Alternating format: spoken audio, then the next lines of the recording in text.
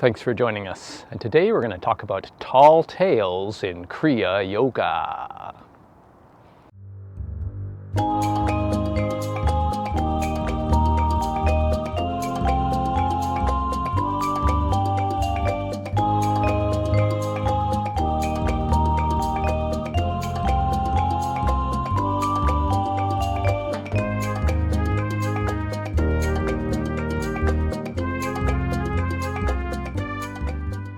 So tall tales in Kriya Yoga, what are we talking about here? So if you've ever read the autobiography of a yogi by Paramahansa Yogananda, you would have seen many stories. Some of them were experiences that Yogananda was reputed to have had. Others were experiences of Lahiri Baba, Lahiri Mahashai, Babaji, etc., and a variety of saints that Yogananda learned stories about, and in some cases is supposed to have witnessed some experiences and so on. And so the autobiography of a yogi really put Kriya Yoga on the map, if you will, in the West, right?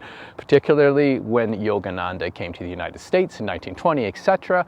And then when he published the autobiography, I believe it was, I don't know if it was 1950 or a little before that, it was a very influential work. And a lot of it had to do with the stories. So these kind of miraculous stories that Yogananda and other people talk about in Kriya Yoga really have one particular goal in mind, which is really to inspire people, right? To inspire them, to give some authenticity, if you will, to draw interest. In a way, it's a kind of a primitive form of advertising, if you will.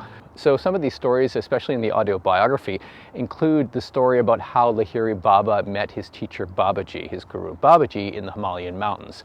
And how he was called into the mountains and then met the saint and had these different experiences. And later there was a miraculous golden palace that was created by Babaji for Lahiri Mahashai's initiation into Kriya Yoga, and so on and so on.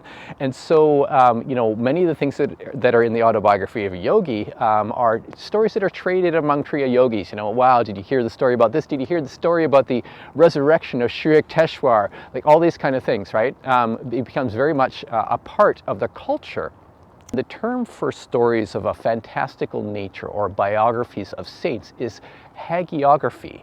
And hagiography is used, has been used by many different religions to mythologize the founders of the religion. So for instance, you see this in Buddhism with Buddha, right? Where Buddha originally, in southern India, was interacting with a small band of disciples, sharing his insights and so on. And if you look at Buddhism as it's progressed, the stories have been told about the Buddha from the origin up until now, you'll see that there's many manifestations of it where people have basically used this hagiography process to embellish on the stories that were originally told about the founder. And so the stories grow and grow and grow, and eventually you get these tall tales, right? And apparently when Yogananda was trying to publish the autobiography of a yogi initially, the publishers told him that the stories were not sensational enough, so he had to embellish them further. Consequently, what we have today for the autobiography is many tall tales. So these stories, although in mythologized form and embellished into these tall tales, contain some kernels of truth, things that are helpful for folks on the spiritual path. So, definitely don't want to take that away from these stories. But the challenge becomes when people start to look at the myth and see that the myth is reality, right? So when I was in self-realization fellowship for many years, one of the things that became very apparent, especially in my experience of going to convocation and getting closer to people in groups, is that people will verbally trade stories with each other, fantastical stories, right? Not just from the autobiography, but from things that are reputed to be known within the self-realization fellowship or Kriya Yoga community, right? And so trading in these kind of stories as a source of inspiration was something that people will often do, and they believe it as truth, right? So one of the things that I heard was a story about a monk who was at Mother Center and he was mopping the floor, right? And then it was late at night and he was just mopping away. He was working in a hallway or whatever. And then Yogananda appeared at the end of the hallway and the floor was wet and the monk felt really bad. And then apparently Yogananda dematerialized in front of the monk's eyes and then rematerialized at the end of the hallway, so we would not have to walk over the freshly mopped floor that the monk had been laboriously cleaning. And certainly some of the more fantastical stories that are reputed about Lahiri Baba have been denied by his family, saying that this never happened.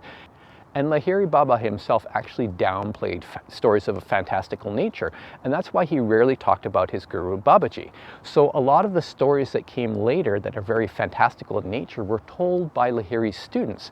So the challenge with getting immersed in these tall tales and believing them as if they're the truth is that they can often be a distraction from one's real spiritual work. So there is a story in SRF that was told by Brother Anandamoy that I absolutely love. So one afternoon, Brother Anandamoy was meditating on a patio. And this was at Yogananda's desert retreat. He knew that Yogananda was coming to visit. He just hadn't seen him yet. And I believe that he had been sweeping or cleaning or whatever, and he sat down and he was just going to meditate. And he heard this sound. And he thought, oh my God, Master is here, right? He's like, oh, I better meditate deep, right? And he said that he went the deepest that he had ever been in his meditations before at that point. Very internalized, had these, spiritual experiences, deep spiritual experiences. And then he felt this touch on his hand, and he opened his eyes expecting to see his teacher there, Yogananda. But what had touched his hand was actually the dog. But despite that, he had gone very, very deep in meditation. And so it wasn't the guru's presence that was making him go deep. It was his resolve that was making him go deep, his inspiration, if you will. And that's where inspiring tales can be helpful. But when those tales have taken as the sole reality and becomes one motivation for spiritual practice, it's very short-sighted. People can only be inspired so much when they get down into the actual nuts and bolts of spiritual development. And when you get into processing things inside that are very challenging to deal with, most people shy away from that. They want to be inspired. They want somebody else to do it for them. They want the guru to do it for them. Bless me, Guru, so that I have the strength and resolve to do it. The thing is that the guru doesn't do that. The guru can be a source of inspiration. They can share information with you. They can help you through a process. They can give you guidance, but they cannot do the work for you. And that is the real downside to the tall tales in Kriya Yoga. They can become so fixated on those tall tales that they don't make the efforts in meditation and in their spiritual practice.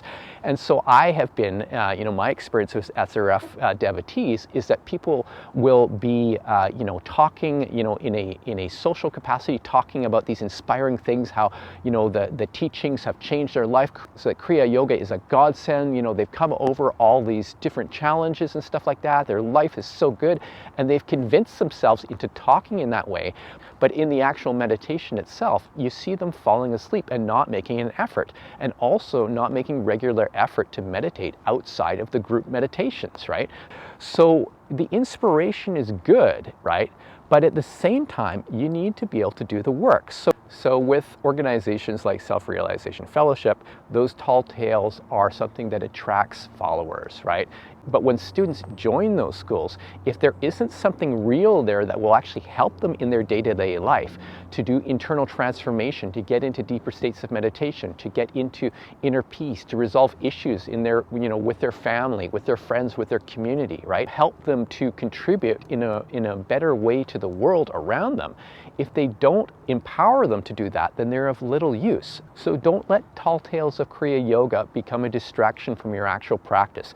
Make your efforts in your practice. So at Modern Kriya, our website modernkriya.com, we teach the Panchanambhadacharya lineage of Kriya Yoga. So the original Kriya that was taught by Lahiri Baba to Panchanambhadacharya, that's the version we teach. That has the substance, right? If you put your efforts into learning those Kriya techniques and don't worry so much about the stories and the autobiography and other sources, you will actually have a spiritual experience.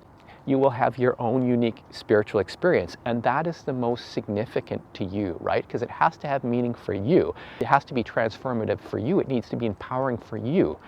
You don't need to run away in a spiritual fantasy. You can apply those practices to get spiritual transformation in your life now.